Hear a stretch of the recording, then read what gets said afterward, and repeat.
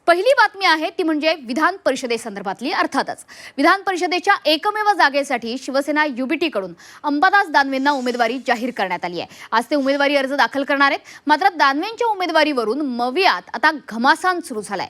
उद्धव ठाकरेंनी विधान परिषदेसाठी अर्ज भरावा असा आग्रह काँग्रेस आणि राष्ट्रवादी शरद पवार गटाचा होता. मात्र उद्धव ठाकरेंनी ऐनवेळी स्वतःऐवजी अंबादास दानवेंना संधी दिली हे जाहीर केलं आणि त्यामुळे चर्चा न करता उमेदवार दिल्याचा आरोप करत काँग्रेसनं शिवसेना युबीटीवर आता नाराजी व्यक्त केली आहे. त्यामुळे काँग्रेसनं विधान परिषदेसाठी उमेदवार देण्याची देखील तयारी सुरू केल्याचं आता कळत आहे.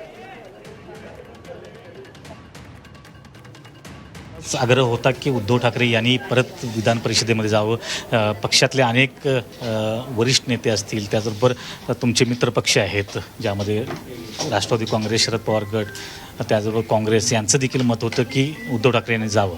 आता तुमच्या नावावर सर्व तिन्ही पक्षांचा समझोता झालेला असं माननीय उद्धवजी ठाकरे साहेबांनी सगळ्या पक्षांशी चर्चा करूनच माझा उमेदवारीचा निर्णय घेतलेला आहे.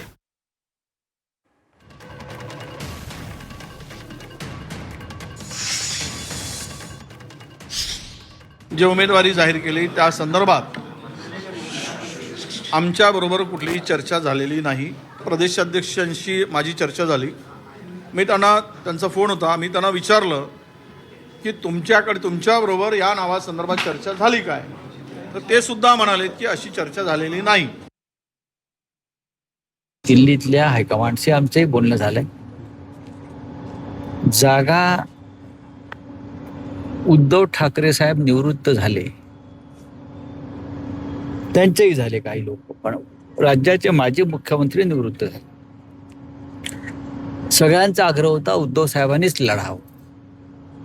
उद्धव साहेबांचा आग्रह होता नाही मी उमेदवार दे, त्याला तुम्ही पाठिंबा द्या. महाविकास आघाडी म्हणून राष्ट्रवादी काँग्रेस पक्षाने आधीच पाठिंबा जाहीर केलेला आहे की उद्धव ठाकरे देतील तो उमेदवार. आणि मला असं वाटतं की काँग्रेस पक्ष सुद्धा तीच भूमिका घेईल, कारण आम्ही एकत्र आहोत.